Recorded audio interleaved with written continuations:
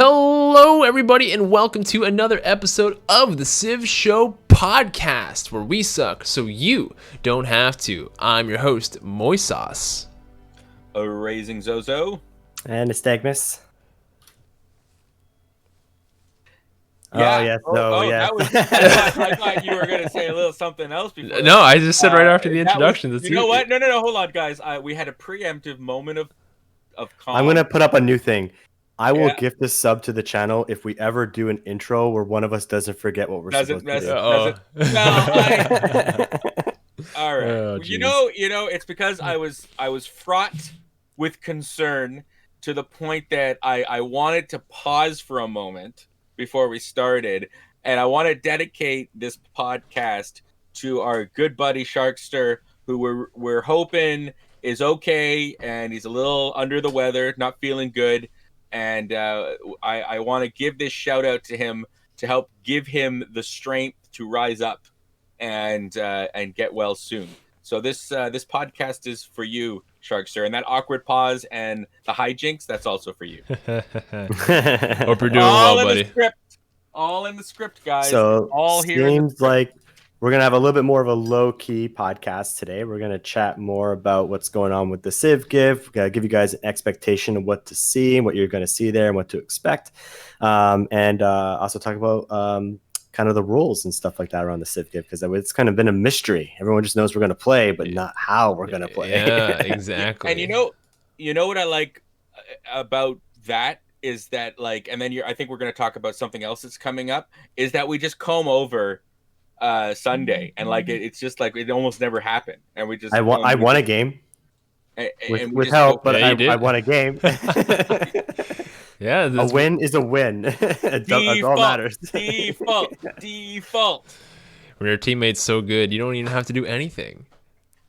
To be fair, my teammates seeming so good is what drove Zozo to try to eliminate me from the game almost immediately. That's true. It's forced. Just like 5-minute comb over. It was devastating over onslaught. Onslaught. I guess those are interchangeably mixable. The game really ended at like 8:30, I think. And Onslaught just likes to like the game up its dance. That game ended before it even started, so it was.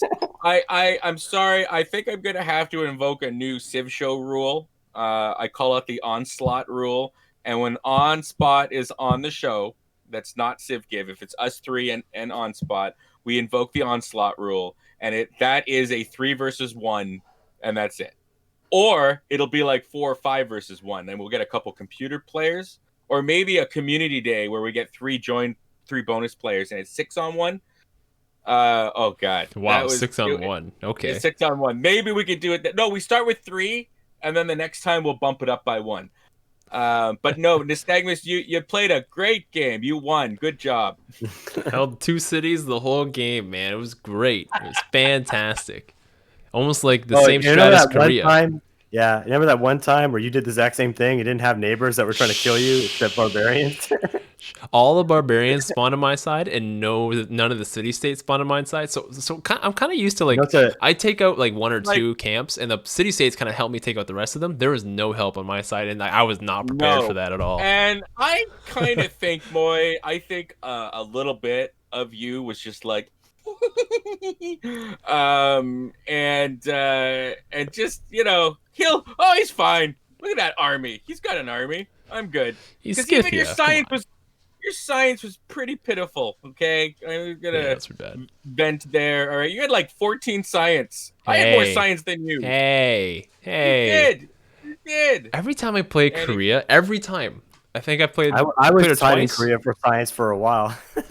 I've played her twice, and both times I've choked so hard. I don't know what it is. Like the guaranteed +4 just bothers me. I think it just Korea.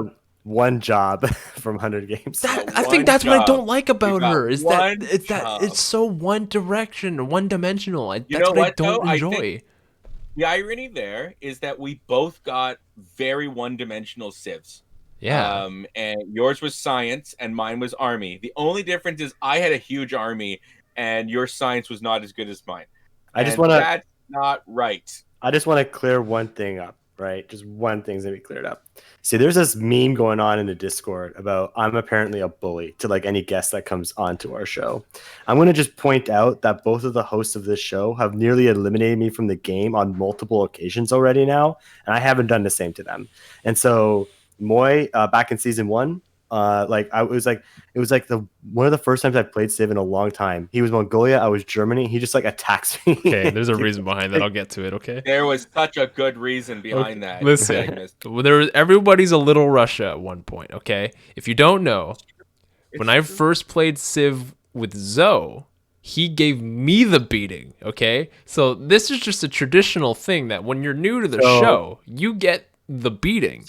So it's okay for you to do that, but if I take over some cities from foibles, I'm suddenly like the evil incarnate. That's different. Basically. You're a permanent. He's not a permanent. Okay, there's a big fine line here. The difference is you can come back next week and the week after and the week after, and you have chances to redeem yourself. And what is he gonna do? What is Foibles gonna do? He's gonna just hang his head in shame and walk away, singing like, "I did really poorly in the Civ show, guys. I did so badly today." Oh, like, come on, man. Are you making fun of Foibles? Yeah, I didn't go that far.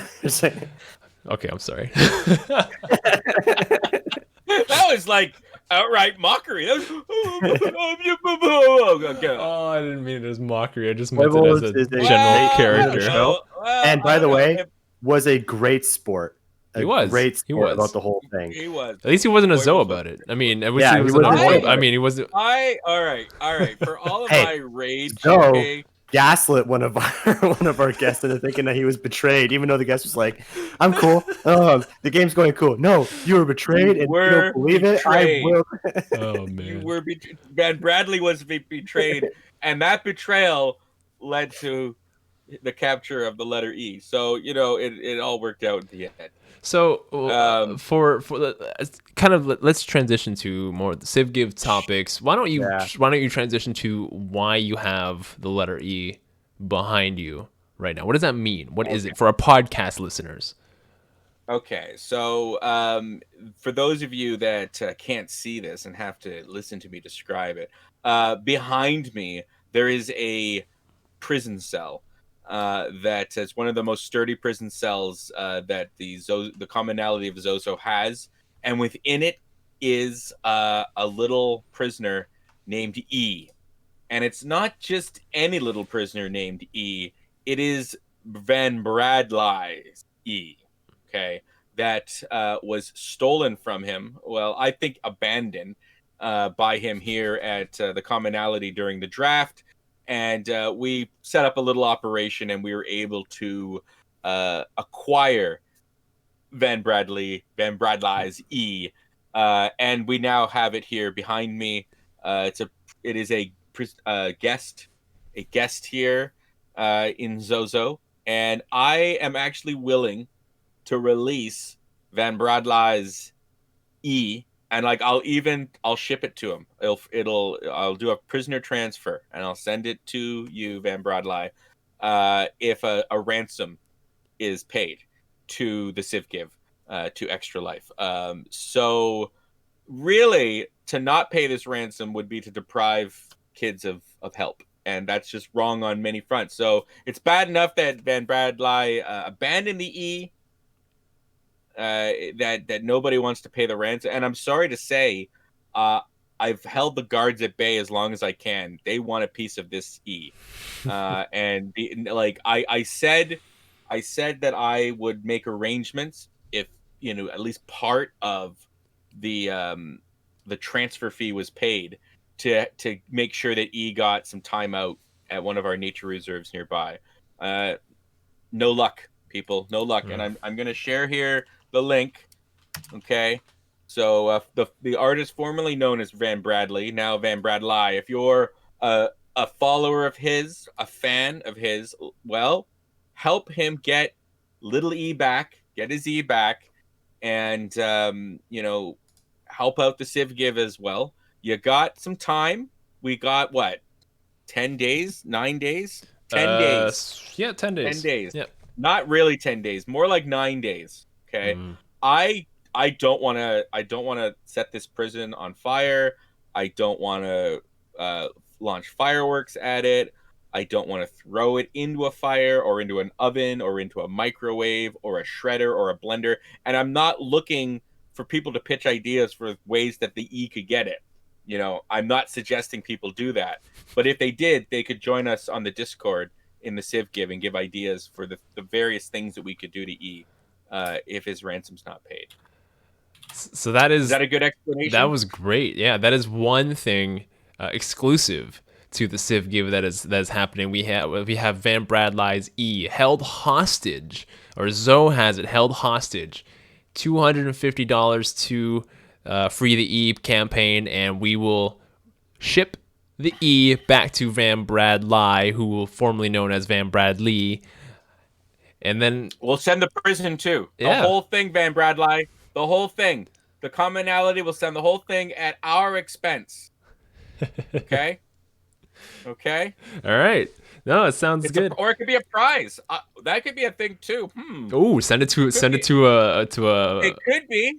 Donate whoever has the highest donation at the end of the night. Maybe what we could do. I'll give Van Bradley until the Civ Give to get his community together to make the donation, and then if it's not received, we could have that whoever makes the highest donation or something like that to the TheCivShow, we'll ship it to them, and they can have the trophy that is Van Bradley's E to do as they please with.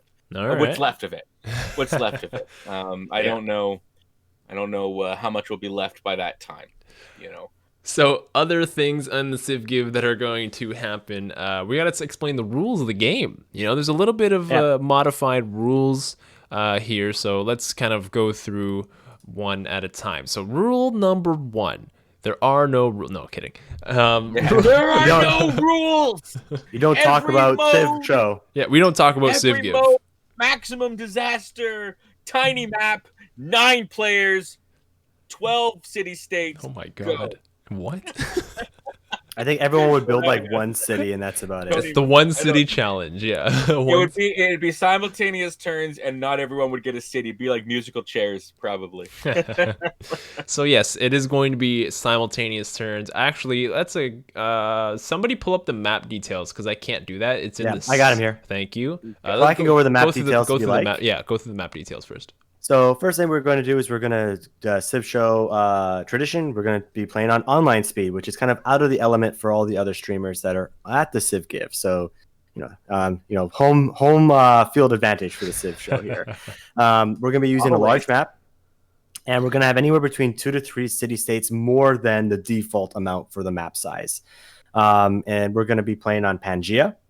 The world age is going to be new, and then temperature is going to be standard, rainfall standard, sea level standard, resources abundant, because it would be really crappy if someone was, say, Babylon and suddenly didn't have like Niter, right? And they can't do any of their strategy or something like that. That'd be a good thing. I don't know what you're talking about.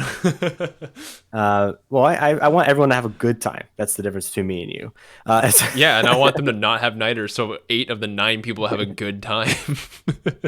And then we're going to be using the Better Balanced Start mod.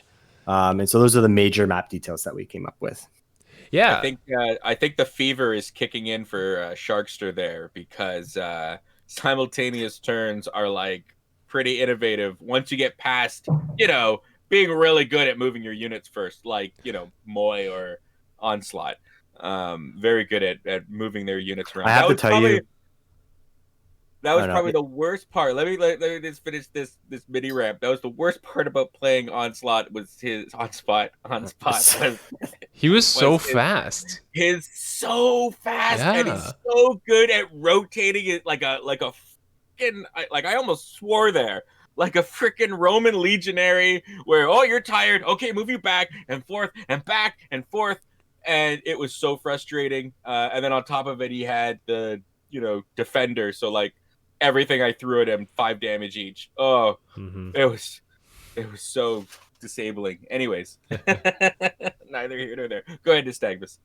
Oh no, I was just saying simultaneous turns it's like a halfway point between like a real-time strategy and this 4X strategy game. Whereas like when they're taking turns at each other, it's more like a chess match versus simultaneous turns, there actually is some speed involved. You can get, and also the game kind of glitches out a little bit in simultaneous turns. If someone else is going faster, it actually prevents the other person from doing anything because the animations can't overlap, right? So if someone is already shooting at your unit, the unit can't shoot. Yeah, that's the most annoying part. Yeah. And so, or the worst is like when you're trying to move the unit away, but the other unit was able to shoot first, and so the unit takes damage but moves anyway. And then moves anyways, yeah. But like at the same time, the one kind of neat thing about it that I would argue is very strategic is that you get to prioritize what are you going to get out of there first? What are you moving first, right? Like ultimately, simultaneous or none, if I care more about, say, this area over here than this over here or this specific unit, I'm going to put all my energy and attention into trying to get that out. And that's a strategy in itself, right? Maybe you're attacking down here and I'm spending that time. Yeah, but it does hurt up there. It does give advantage to like two players who like, you know, gang up on another player, right? Yes. Or StarCraft players. Like, or StarCraft players. I don't know if I'm pointing. It'd be lower that way. There. Here. I don't know, man. My micro is pretty bad, so I don't know if it makes a difference. Yeah. You guys, if you ever want to have a game, like if we ever have like a special stream, we can play StarCraft. I can show you how bad my micro is. If you don't win StarCraft after all that talk about it, almost every podcast, I would laugh. I would have a good like if time. I played you, if we played to get each other, and you lost. Yeah. Honestly, I'd probably just cheese you and see if that would work because people panic. I know how to forgate. I know how to forgate. I don't. Forgate is so 2015. It's so good. It got me to Platinum League, bro. There's so many hard counters to a Forgate now. I know how to forward cannon. Where you go on their base and you build a pylon and then you build cannons and they no. All right, this is not the StarCraft show right now. So. Get out of here. So what are the other rules, Moy? There's some like gentlemen's agreements we've come up with. Exactly. Yeah. So we took some of the CPL rules and we modified them a little bit, and then we didn't add all of the rules as well. So this is kind of our agreed upon gentlemen's agreement. Rule number 1: there is no city trading allowed. There is an exception, and it's listed below. So we will get to that in a second. But in general, no city trading allowed. Rule number 2: you're only allowed to capture one city-state per player. You can raise as many as you want, but you can only capture one city-state per player. If the city-state is liberated, the original capturer still cannot capture another city-state, but they can capture the same one. So if Fez gets taken over and then they get liberated, you can take the Fez over again as the original capture. But you cannot take over like a different city-state. Does that make sense? I think it does. Yeah? I think so, Moy. I'll find out game day where I accidentally get it wrong. What happens if you capture a city-state? Just out of curiosity, what happens if you capture a city-state, someone else captures it, and then raises it? Are you not allowed to kick on any other city-states? No, I would say no. You didn't protect it. Like that's. I would say that the limit is that you may have captured one city-state at any time. I think that'd be nice and easy. Like we're playing already. I'm already still a little skeptical about large map. I think standard map would be sufficient. The reason why we have more city-states is to fill out the large map. Is to fill it out. Yeah. So as long as, and I think actually that was a big problem with Sunday. Not to speak of Sunday again, but we only had 5 city-states, so it was a big open map. But okay, so yeah, that and all of these rules though, guys, like this is a balancing act. We are bringing people in to, and we do have some CivShow stuff, like doing online speed and stuff like that. But we're also trying out things like the. You already said 2 alliances each, right? No, like not yet. I have not gotten there at all. Not even close. Yeah, let's let Moy finish. Like, look at that. We're already like, and that's ahead. Like we have a very, very simple format that we usually play by. So we're trying some equitable things here. I think it's a little too CPL, but first. Oh, they have way more strict rules. Way more strict rules. Yeah. True. Maybe we'll do 20 city-states though, if that makes you feel better, because that's a lot. That's plus 5 city-states. Well, and isn't the new patch about city-states that's this month? Well, you can select which ones can be in the game. Yeah. Right. So moving on. Rule number 3: players are allowed to liberate cities at any point. So you can liberate your allied cities, you can liberate city-states, you can liberate your enemy states if you really want to, but that's all fair game. Rule 4, you cannot change the name of a captured city-state. This is to keep track of how many each player owns. So Zoe, this one's specifically almost to you. If you capture Fez, you got to keep the name as Fez. Now, could I put a name in brackets? So it'd be Fez something in brackets? I say, yeah, go for it, because then at least it's still Fez. I'm gonna push the limits. I'm gonna push the limits of these rules. I'm gonna see what I can get away with. All right. Rule 5. Here we go. Upon peace, if a city is captured by an enemy, that city now belongs to the person who captures it. In other words, the city must be released upon negotiating peace. That also kind of goes into the no city trading rule. So if you declare peace and you lost the city, that city is officially lost. You cannot convince the person to give it back. Just so that there's no like, I'm not going to declare peace until you give my city back, because we've had that many times before. That's two-pronged, right? That's one if you're stubborn, and one if the other two is if you're the opposite. You know, what if you're just, I don't have an E, so I have no backbone now, so I'll just give it all back. You know, if I was just to like randomly choose an impression, you know what? That's also an issue. You don't want people feeling like they get cowed into something or they just don't care. Yeah. Rule 6, and here you go, Zoe. There's only 2 friendships or alliances that can be active at any given time. So now, that's pretty straightforward. That's going to be a big deal, though, for, I believe, Bodicius chose Poundmaker. Yeah. And he gets bonuses per alliance. But, like, you have one alliance. It's still good with Poundmaker. Like, you just trade everything with that one person, right? It's still, like, a good thing. Right. If he were to petition, though, for something, like 3 alliances? No, absolutely not. This is 2 alliances. That's it. Well, because 3 alliances is a third of the people in the game. No. No, under no circumstance. Under no circumstance. None. Rule 7. This is a big rule. Once a player loses 66% of their cities, they may, quote unquote, concede. When a player concedes, they become part of the master empire, aka the empire that has taken over your cities. Three things, Moy. Sure. Okay. I'm sorry. I thought you were done, but I'll say. I have one more sentence. Okay, one more sentence. Go. Oh. The conceding player will be known as subordinate to the master. That's it. Okay. Now, I was gonna say we have an equation for that, right? 66%. There's an equation, right? That we. If you have 3 cities, if you lose 2. If you have 6 cities, if you lose 4. What if I lost half a city? Can I lose half a city? No, you can't lose half a city. It's like it has to be captured.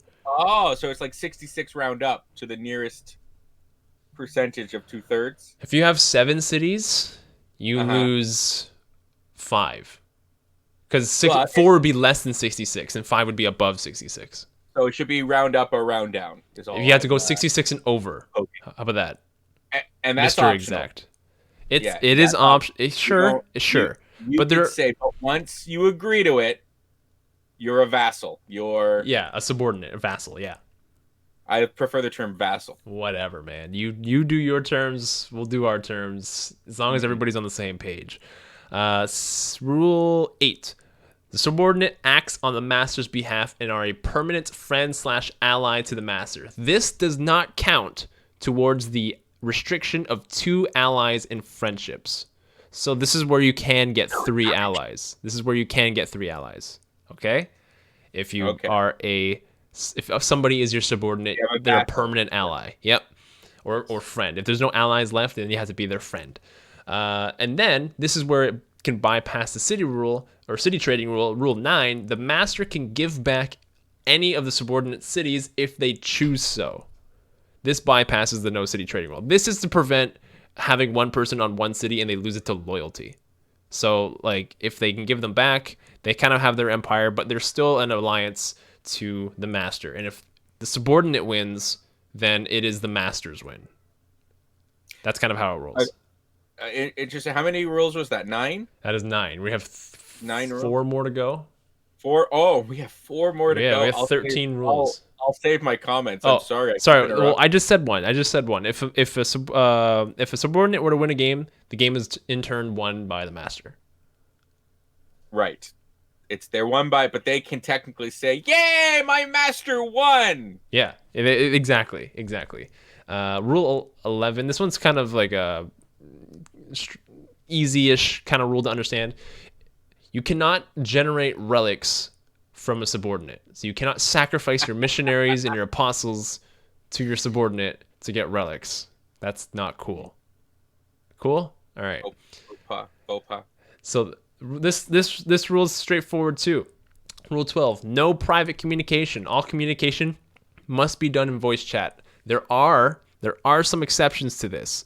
We are going to take breaks during the Civ Give. During these breaks, the hosts can branch off into private conversations, and that is the only time you may have a private conversation. So if you want to, quote unquote, betray somebody, or if you want to plan an attack on somebody, when you're taking a break, or when we are taking a break, that is your opportunity to have a private conversation with somebody. Moy, you know something we could do, at least for the Civ show, is when that's going on, we could have something along the lines of, if you pledge like a $25 donation, you can have the exclusive access pass to listen in on the conversation or something like that. Sure, we'll figure it out. Yeah. Okay. Hey, we being creative. We're raising funds here for a good cause, right? Yeah. And then the last rule, this one's more of a glitch. You just can't take advantage of a glitch within the game. You are not allowed to stack multiple units of the same type: land, sea, citizen, etc. If this happens, only moves that directly lead to unstacking the units may be made until the units are no longer stacked. If you end up not being able to move any stacked units, if you end up not being able to make any moves to unstack, one of the stacked units must be immediately deleted before taking any other actions. Under no circumstances can any attacks be made until after you resolve the stacking. So, where this can happen, a great example of this, you build the Temple of Zeus, you have 6 units on one tile, okay? You have to move all of those units before any of those units can attack. Because having a unit, 2 units on one tile gives it a support bonus. So then if you have 6 units on one tile, they all get the support bonus. And so like if they're all really, really, really strong. So that's just to prevent like a little bug or a glitch to take advantage of that. I am curious if the math would work out if I was the gull, if I ended up drawing the gull. I think it would.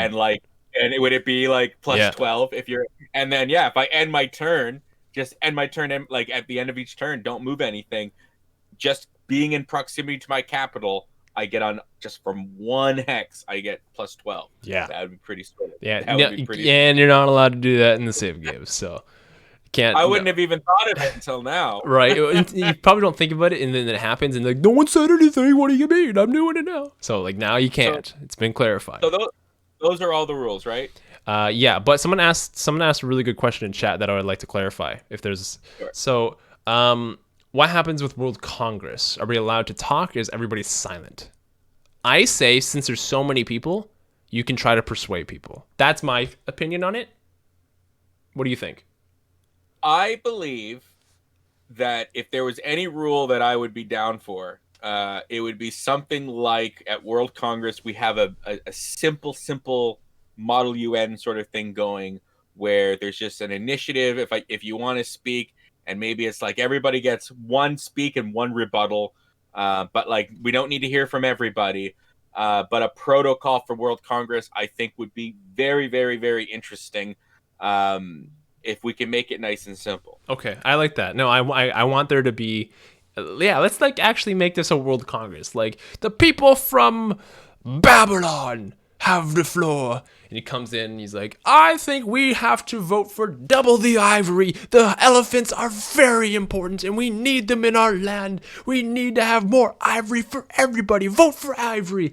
You know what I'm talking about. So I definitely agree that should be part of the things. I just think it'll be more exciting. It'll be more time for conflict, more time for just things to happen, you know, like I'm trying to convince people to be on my side, Zoe's trying to convince people on his side. There can be some alliances broken in that situation for the Congress. Like I think that's a really good rule. I like that. Let's do that. Okay. Yeah. Like, and if like we can make it more or less, like, make sure it'll only take like 10 minutes or something like that, and if we plan ahead. But what I also like about that is, again, it could be an opportunity for somebody in the audience and I think the audience is the only one that's allowed to cheat for any of this stuff, to make a bribe or something like that, for somebody to vote a certain way, if they want to make a donation.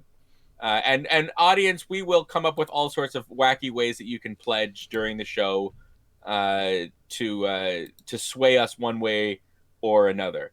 But yeah, cool. So that would be something I would be down for if we had that. Those are the rules. So now you can say whatever you wanted to say. Now, my only comment, and like I just trusted the Civ Give group to come up with these, because as you got, I like to start with no rules and then come up with rules as we go. That's my process. Is let's just have chaos, and then if there's a problem, then we'll come up with a rule. Yeah. And like if it was up to me, I'd be like, nope, Civ Give, no rules, 9 players, go. Other than don't be a dink and don't cheat. Don't exploit like silly exploits that we don't know those Game Genie codes anyways, other than any of the ones that Moy uses on a weekly basis. Yeah, okay. And then Civ Give 2021 would be, oh, by the way, Moy did this and Moy did that and Moy did this. We need a rule to stop Moy. But you could replace Moy with anybody, any name. I'm just using that name off the top of my head. And then you go. But we also have some very, very credible, excellent players that know multiplayer, and they're bringing they're importing a little taste of that. We have a little bit of the CPL in there, and I think some of them are common sense. But 14 rules, I think. Yeah, but like a lot of them build off of each other. Some of them are straightforward, like like if a subordinate were to win a game, the master wins. Like that's a whole numbered rule, but like it didn't have to be in there. Like it's kind of implied, but yeah. So 13 there are 13 rules total. I don't think it's a lot. I think it's pretty easy. No, it's fine. And it'll be, I'm sure there won't be any violations. And if there is it'll be an accident. I think most of them are just don't abuse the game. I sort of get the alliance one. Like ultimately, that would allow that there would be 3 teams technically. Like if alliances were perfectly balanced, there'd be 3 teams, and it wouldn't be 5 against. But like at the same time, that'd be kind of cool if it was like 5 against, like an Axis versus Allies, like 5 against 3 or something like that, or 5 against 4, 6 against 3, whatever. But that could still happen. You could have 2 alliances that are at peace with each other that are against the Entente in the middle. Well, right? you can make an unofficial alliance. Like it doesn't have to be declared in the game, but like you can say like, hey, don't attack me, I won't attack you, kind of thing, right? If I'm not at war and I'm not, can I declare friendship, or it's just no? Okay, so if I'm not at war and I have an open border treaty with you, that's good. We're not fighting each other. We're trading with each other. We don't have a formal anything. No. But that's the time where, like, if a betrayal were to happen, that's when it can happen, because it's not an official declared friendship, right? You can say it wasn't officially declared. This was all part of my plan. So, like, that's where that can happen. Now, it would be interesting if instead of going into clusters of 3, if it is like 2, 2, 2, and 3, or 2, 2, 2, 2, and 2, and OnSpot. nobody team with OnSpot. But we don't know. We don't know what's going to happen. We don't even know. Okay, so by the way, folks, we don't know what civs we're going to be. You can go and you can watch. We drafted them, and we did this very cool draft, and we each basically have 3 civs that we might be able to be. All right, but how this is working, folks, is you get to vote. The community gets to decide. So for each of the 9 hosts, there are 3 possible civs. Everybody can go and vote. You get 1 free set of votes, okay, where you can vote for each of the representatives, who you want to see them play. But on game day, we're basically going to do a big Civ raffle. So like Moy will have, he'll have like 200 votes, and between them will be a spread of the 3 people that he chose. Moy's going to draw 1 ticket, automated ticket. We're not going to actually rip up tickets. No, way too many tickets. That take a long time. Yeah. And that will be who he gets to play. So it could be that a majority of the votes all went for, one of the civs, and then just by fluke, it's the one that got 10% of the votes or something like that. Yeah. So we're not even going to know. So if you want to help influence this, you can actually go, and everyone gets a free vote, but then you can actually go to the individual host and you can purchase, I believe it's $3 for an extra vote, $2 for an extra vote. $2 for an extra vote, or 3 for 5. And again, this all goes to Extra Life, and it's a way that you can influence things. And I think we have a lot of votes so far, so it's going to be really crazy game day. Like I've been doing a little practicing. I'm learning all sorts of things actually about the civs that, because I actually care now. Like your reputation's on the line, so you gotta care. And they whatever. I don't care. But now. But who are you hoping? We okay. Well, I'll get there. We have currently 160 votes in. It's pretty good. That's not bad. But we're looking to get to 250 votes. So if you haven't voted already, be sure to hit up the YouTube Civ Give draft video. The link to vote for which Civ you want to see in the game is in that video. Be sure to vote on who you want to get in there, and send it to your friends, even if they're not related to Civ. Just send it to them anyway. Why? Because it's just 9 questions. Who are your favorite countries? Just ask them, who are your favorite countries within these? And then they can just vote for 9 countries, and that's it. And we can get to 250 votes. That would be great. So tell your friends, tell your parents, tell your pets, tell your fish. They're not pets. How about the Civ Give? Yeah. Fish are friends, not food. Exactly. You nailed it. Who do I want? Like, okay, so I drafted, and I regret one of my drafts, and I'll get into it. Hopefully no one votes for it. Vote for it. No, I voted for, or I drafted Bull Moose Teddy. That's a good one. Then I drafted Matthias Hungry. And then I drafted Mbebe Atinzinga Congo. Can I guess which one you didn't want? You'll probably get it. Wait, which one? I think that the only of those that I don't think would be a very moyish Civ is Hungry. Yeah, nailed it right on the button. That was such an on the whim. There was such an on the whim draft of like, there's no mounted units right now. I want to get a mounted unit, and then like I thought they were good, and I'm like, yeah, let's go for Hungry. I thought you were gonna do Norway. I know we're on a Pangea map, but like there's still coast. Played some Pangea maps.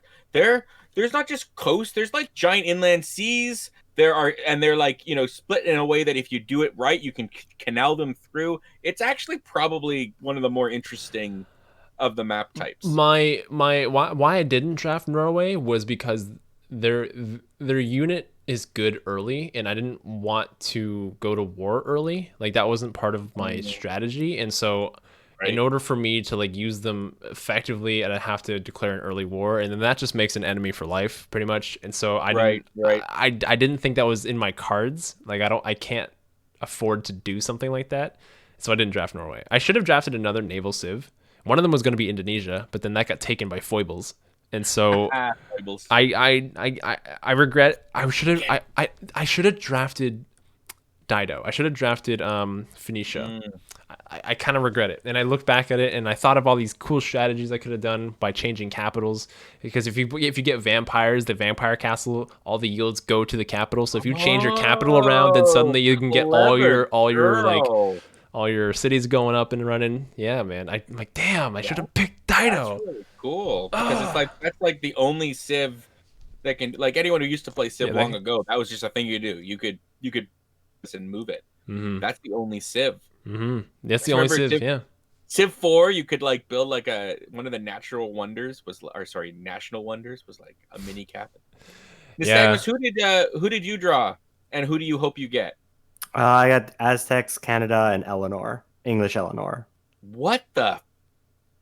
Were you?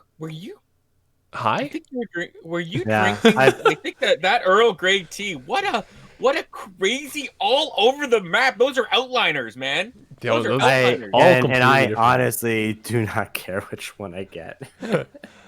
For the record, I want to get Teddy. I don't think I ever said that. I want to get Bull Moose Teddy. Vote for Teddy. Vote for Teddy. Vote for Teddy. I just asked you what you didn't want. You know, that's all. I don't want people to find out about what you do want. This is rigged. Stop the count. Stop the count. This is rigged. Too soon? Sorry. Rigged. Okay. Sorry. Too soon? Too soon? Too soon. So you want to get, okay, if you had to pick one though, Nystagmus, who would you want to play? If you had to, gun to your head, pick one, Civ. Pick one now. Who is it? I don't know. The one I have most experience with is probably Canada. Yeah, I thought so. So probably the most comfortable one. But again, not really all that. I'm not married to any of them. Hey, if you get Canada and I get Bull Moose, we can be friends for the whole game, man. Like, we're allies. We're the two biggest allies in the world almost. That could be me and you. I'm just saying. Vote for Teddy. That would probably work pretty well.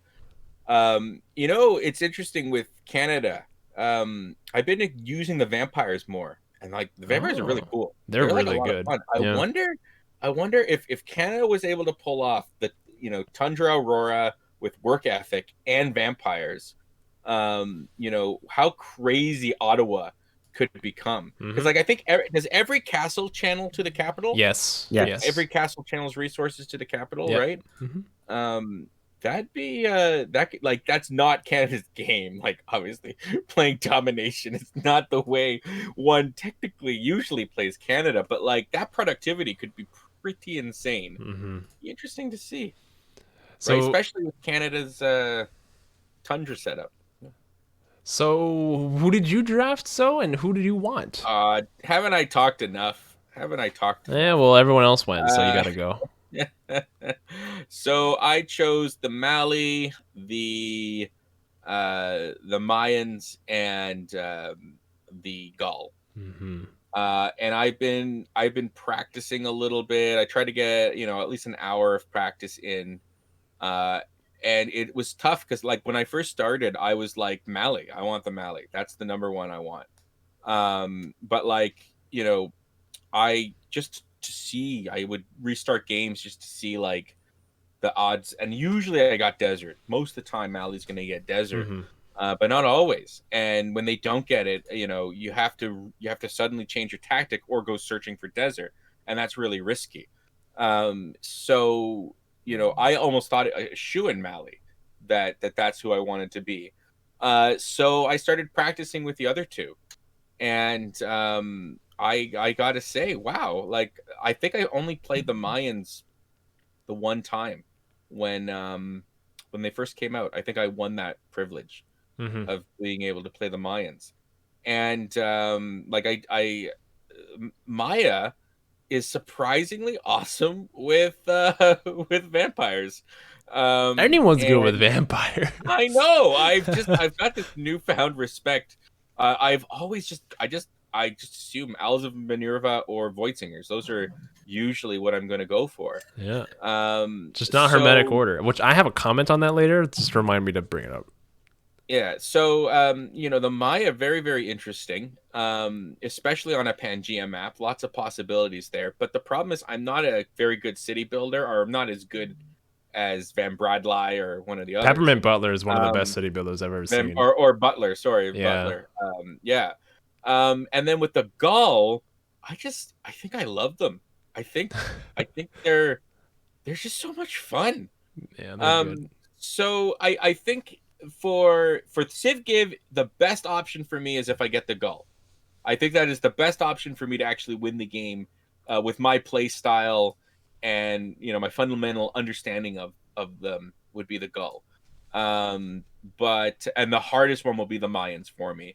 And then Mali, will only be fantastic if I get my amazing desert start and pretty much my own continent. So, and that doesn't happen very often with me in a Pangea map, right? I usually don't start alone in the middle of a desert like last time we played a Pangea map and I was the Mali, and I pretty much did start alone on a section of the map that could be considered my own continent. Yeah. There's a question in the chat that I want to point out. It's a good question. What game modes will be on? That's a good question. Just secret societies for now. Now, we discussed the idea of we want the fans to be able to mess up our well-made plans. So, I think we might have a couple, like we already have some weird options on the Civ Give for, you can choose the name of our faith and stuff like that. I proposed an idea that maybe the fans could like add a game mode if they raised enough funds for Extra Life. If you get $2,000 cumulative before the show? Yeah, that sounds great. If we could accumulate $2,000 and we can just commit the CivShow, or to the CivShow, we'll just commit that to the Civ Give. Why not?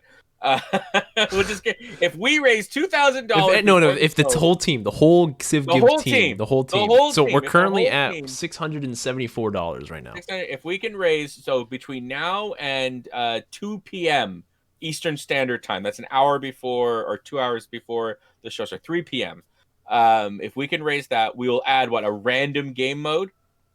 We'll add a random one. We can do if we raise $2,000, we can hold a vote on the start of the show.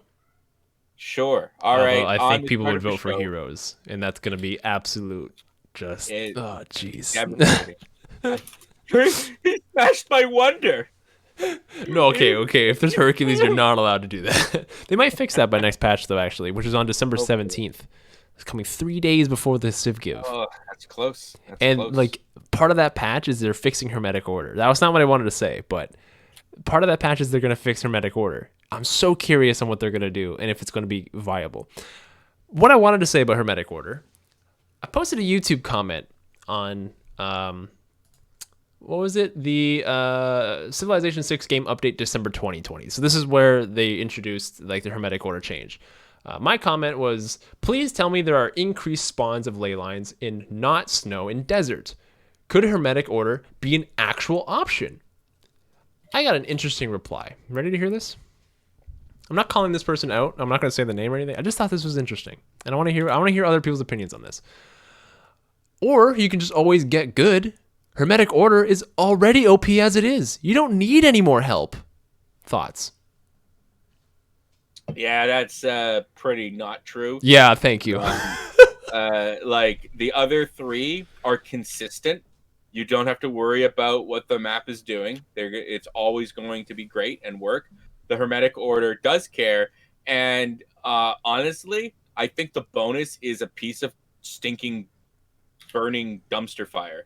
Oh boy, in the third age of them, I get to benefit from this ley line, and there could be lots, but I have to wait until the industrial age or something crazy like that. Mm-hmm. Like, you have to already commit to the Hermetic Order before you even see where the ley lines are. And it's like, what? It's not easy to get, especially since we know, like, yeah, if you are the first one to discover a natural wonder, yeah, you're getting Hermetic Order. But every time someone discovers it, it gets harder and it gets harder and it gets harder. And there's only like a couple natural wonders, depending on the map says, only so many, right? Mm. Like, I get it. I guess the idea is that like there are at least them, and you'll at least get a chance. Where Goody Huts and Barbarian, that's not a guarantee. Yeah, it's a dumpster fire. I don't know what they could do to fix it and keep it unique. I think it does lie in the ley lines. Even if they did something cool, like what if the Hermetic Order got a couple great people that only people who were the Hermetic Order. That'd be really cool. So just at a side, Hermetic Order, you have 100% chance of getting it if you discover a natural wonder. You do, but with all of them, doesn't matter what the percentage is. Okay, so even Void Singers, there's a percentage chance if you go into a Goody Hut, but each time somebody attracts them and meets them, the chance lowers each time you get it. I don't see that anywhere. I feel like it's not there, but I mean, every time you get a goodie hut, do you really think it's a 75% chance? I've gotten like 6 goodie huts in a game with Russia, and I never got it. It only goes down if people select it. That's what I thought. Yeah. Yeah. If people have pick to, it. People have to pick it. They can't. It's not that they meet it. Yeah. That I can see. Yes. Owls of Minerva and Void Singers are easy yeses for a lot of civs. And the Barbarian Encampment is not always a guarantee, right? So I don't know. The math, I don't think the math always adds up. I thought it was just meeting them was enough. I don't know. We can ask Carl the next time he's around. But yeah, Hermetic Order is a dumpster fire. That is exactly what I replied, though. It's like better than the other 3. I'm like, you can debate that all 4 are OP given the right circumstances, but how often would that circumstance happen with Hermetic Order versus Owls or Void Singers or Sanguine Pact, where they're just good every single time you pick them? Yeah. Like it, and really, the Owls of Minerva are probably the more of the dangerous of them, just because city-states could get killed.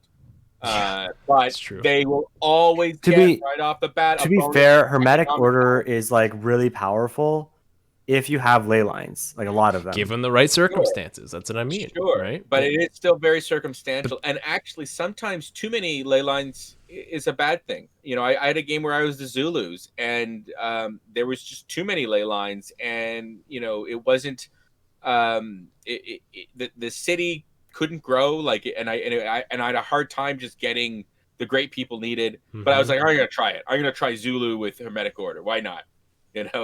Let's do something crazy. And yeah, in a city that had 12 of them, and you know what? It really wasn't that. Yeah, 12. I got a picture of it somewhere. It was the craziest thing.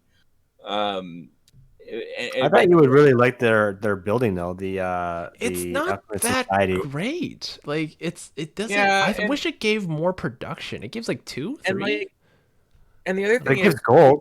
You're competing for great people, and it doesn't really give you a significant advantage to those great people. Like, yeah, it gives you like the building gives you what, like a scientist and a merchant or something like that. But like, you're competing with other civs for great people. So for those ley lines, honestly, like you've got to get like 7 or 8 great people, right? Yeah, but if you're good at recruiting great people, especially if people are passing, right?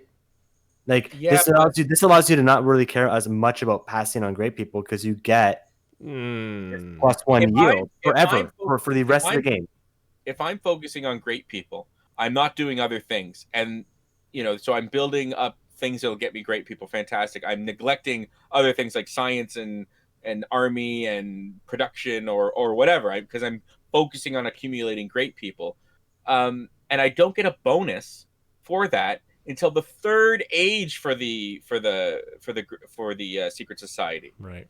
Like that's just way too long to get that bonus. I would rather that it even like right away and then it just slowly got better, or would it be that crazy if from the beginning every time you got a great people they get better? Would that be that crazy? I don't know. I think it doesn't matter by the time you get it, and I think most people agree with that. It doesn't matter by the time you get that bonus. Okay, I don't know how much there is else to talk about the Civ Give. You guys have anything else? Donate often and frequently. Vote. Go on and vote. If you guys have some suggestions, like I think right now you can name a religion. There's for the Civ Give at least, or the TheCivShow, you can name a religion. Yep. I think you can name. I'm gonna check right now. I'm gonna check really quick. I think you can name a city too. Don't quote me on that though. Oh, okay. Incentives. Where are they? $25. You can rename a city. For $100, you can rename. You can name the religion of somebody in the game, of one of us 3. So you can change my Snecken if we get a religion, mind you. You can rename Sneck to whatever you want. You can rename the Traveler to literally anything else. And you can rename Screw You Guys, I'm Going Home to Screw You Guys, I'm Already Home, or whatever you guys want instead. For Sunday. Oh, let's talk about Sunday. What's happening this Sunday? Who's gonna be there this Sunday? Oh my goodness, we got such a treat for you. Ooh. And speaking of asking, Love Civ, we just like to tease you ever so gently on Thursdays. This is just our podcast. So Sundays is the main event, but we're talking about getting some things going. Stay tuned. Okay, so Sunday. If you're not there, you'd better be Foibles. Whoa! We have Foibles has returned. Foibles Poppins has returned. He won't be Poppins this time, and we've got quite the game for him. I think we have rolled out the equivalent of the CivShow red carpet for Foibles. This is one of the best games we came up with. We've never done this option. No. We've never done this option before. We're calling it Foibles Choice, and how Foibles Choice will work is Foibles is going to assign each of us our Civ, and then he's going to choose his own Civ. So this should be really interesting. You know those prison experiments where like you give people power and it's all a simulation, and you see what they do with that power, and they ultimately abuse it and end up beating the prisoners, a prison guard, simulation. I don't know. I don't think that'll happen. I'm just bringing it up. We'll see what he does. I let him know what I really don't want to play ever again. Yeah, so we each get to ban one, right? One. Now, if you ban it, does it ban it for me as well? I don't know. No, I don't think so. I think it's just no. But I mean, like, if you ban Chimer, does that mean I can't be Chimer either? Like, he cannot pick Chimer for me. I don't think so. So it's 3 cumulative bans for everybody that we get to choose. He's already decided. He's already decided what we're going to do. Ban for you. You only get to stop yourself from picking. If you don't want to be Chimer, you can ban Chimer too. Oh, okay. Right? Okay. All right. I'm okay with that. That's not bad. Oh man, that's right. He could make me. Oh, I really don't want to be Chimer. But then if you ban Chimer, he might pick you Spain. Like, what do you do? It's true. I guess I should choose Chimer, because if he did make me play Scythia again, after I've already said I really don't want to play Scythia for a long time. Most boring Civ. I'm not saying they're a weak Civ. I'm saying they're a boring Civ. Honestly, so if he makes me play them, they're coming after him. Yeah, Foibles doesn't seem like you guys. I think it's just gonna be like nice and cool about it, and it would be fun. And it gives you Georgia. Foibles, are you watching right now? No, he's streaming right now. He's streaming right now. Okay. This is my guess. This is what he's gonna do. Okay. All right. He's gonna make one of us Canada. He's gonna make one of us like Sweden. He's gonna make one of us like Eleanor or something like that. And he's gonna make, well, maybe not Eleanor. What's another super peaceful Civ? Korea and Chimer. Yeah, it'll be something like that, where we're basically all the happy-go-lucky Civs and go. Okay, I'll make my prediction. I think he's gonna give Nystagmus Netherlands, because he suffered with the Netherlands the last time we played with him. So I think Nystagmus is gonna get Netherlands. I think that one of us is gonna get Georgia. And then, I gotta look at the leaders. I'm thinking Chimer, but I'm thinking not Chimer. It's not gonna be Sweden, because he drafted Sweden. He's not gonna do it. Sharkster could be right. Once I was the king of Spain. Now I eat humble pie. Oh, man, unspeakable wife Queen Lisa. I love that you know that. Yeah, boy. I do know that. It's a good song, man. It's good. So Spain, I think. I think Spain. No, yeah, you're right. Spain. I'll go Spain. He's gonna be clever. No, he's gonna be clever. Yeah? We're all gonna be Rome. Why would he pick us the greatest Civ in the game? I don't understand. Yes, Agnes, what do you think he's gonna do? I honestly don't know. He might just give us like one of our Civ Give ones, so it can be like a big Civ Give practice. Maybe he won't be mean. Yeah. Maybe it's not mean, but like if he picks like a Civ for himself that he got from the Civ Give, and then gives all one of us a random one from the Civ Give, it's like a real life multiplayer practice game. Like they're practicing right now, all their single players, all the Civ Give streamers, but nothing really, like it's gonna be a multiplayer game. It's not gonna be a single player game. Okay, you're right. So I think we would, yeah. I want to hope though, like all of our guesses aside, that he just puts a bunch of thought into it and is like, I think this would make for a good game, and I personally would like to see you host, play this Civilization. You know what? He's That's a a thoughtful cool man. idea. He's a thoughtful man. He's a thoughtful man. I could see it. Now that you said that, what, like, you know how like we usually come up with the themes and like the for every Sunday. It's like, now that everyone's kind of been on the Civ show, now you come up with a theme, right? Yeah, you like, when the next time you're a guest, you come up with a theme because you're going to look forward to it. You probably have one in mind, maybe like, oh, next time I play a 4-player multiplayer, I want to play all these. Definitely doing it. I think that's a great idea. I think for repeat guests. This goes though back to the age-old problem at the Civ show. We still don't have our random spinning wheel that we can change up. I'm telling you, like we can have one. We can make a digital one. I've seen 100 Games has one on his stream. Not the same. It's not the same. Like, look, if I had made a digital image of this, and would that be the same? No. This is a real living being here. Look at, like, he's got little feet. Look at that. That's so good. He's so hungry. He's so and it's because people gotta. I'll feed him if we raise some funds. If like even $20, I'll feed him. All right, I'll make sure he gets. He has the E is not eaten since it's gotten here. Yeah, no, you're right. You're right. If it was digital, it'd be like this vote for Tamar poster. You know what I mean? And like, this is good, but it's just not the same. Like, what if I printed this and like hung it up behind me? Yeah. Do you have one of? Do you have the one of the No You Can't? I don't have that one. No. Okay. I only have the Tamar cool. one. Protect our people, folks. Vote for Tamar. that one spawned up, and we all ended up making a bunch. I still liked my one with Wilford Laurier, even though Peppermint Butler told me to put $5 in the sin bin. That one was good. Yeah. It took me forever to find one where he was like, he actually had both his hands up like this. Yeah. Oh, it's probably because he had it's during like mid animation, right? Yeah. Yeah, it's mid animation. Oh man. All right. Well, I think that's all we have for this week of the podcast. But next week is super exciting, guys.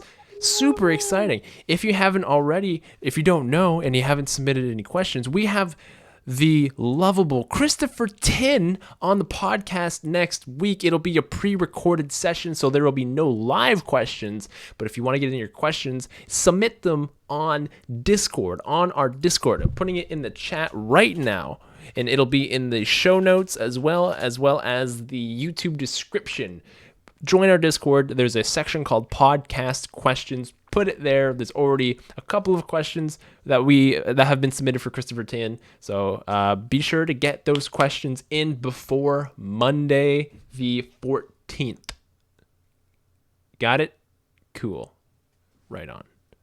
You want to raid someone? Yeah. I say we raid Foibles. All right, let's raid.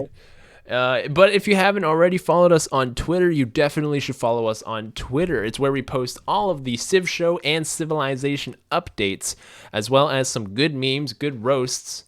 And if you were on our Twitter, you would have known beforehand that we actually did have Christopher Tin as a potential guest on the podcast, because that's where he responded to us saying, hey, I'll be on your podcast. So follow us on Twitter at TheCivShow. Twitter schmitter. I guess there's another word that would have rhymed with that. If you really want to connect with the Civ Show community, you really got to join us on our Discord. It is the true intimate connection. We have the best conversations with an amazing community. There's all sorts of stuff going on, and lots of dialogue and pet pictures. The cutest pets you'd ever seen. You gotta check us out on our Discord for the real, true Civ Show experience. And last, you can always check out our other content that we post to YouTube. If you want to watch any of the VODs from the podcast or from the games, they get posted there after the games of the podcast. We also have series running right now, Better Know a Leader, which is the series I run. We also have Raising Reviews, which is the one that Zoe runs. Moy posts videos there as well. And we also have another series called Civ from Different Perspectives, which is going to be kind of a new regular thing that we do, where we each play the exact same game, and you get to see how each of us screws up the game differently. And so you can always check that out. It's a great video. I think we hit an algorithm on that, by the way, because we just got like 300 views in the last like 24 hours. I love that, like, we got advice for how not to suck, and like how we all did dismal, and like people were like, "Whoa," and this and that. And like... There's some guy on Reddit that actually thought I did the best. Yeah, I saw that too, and I was like, "Whoa, Nystagmus did the best." Yeah, he's also now, and they didn't even see the rest of the game. I completed the challenge. Okay, I completed that challenge. I finished it. Anyways, well, let's wrap up. We'll see you guys on Sunday for the Foibles draft. What did you call it? Why don't we call it the I'm sorry? I'm calling it Foibles Choice. Right, fine. It's perfect. Perfect. Foibles Choice. Join us on Sunday for Foibles Choice. It's going to be a fantastic game. Until then, we will see you guys in the next one. Let's go ahead and raid Foibles. Foibles. See you guys later. Good night.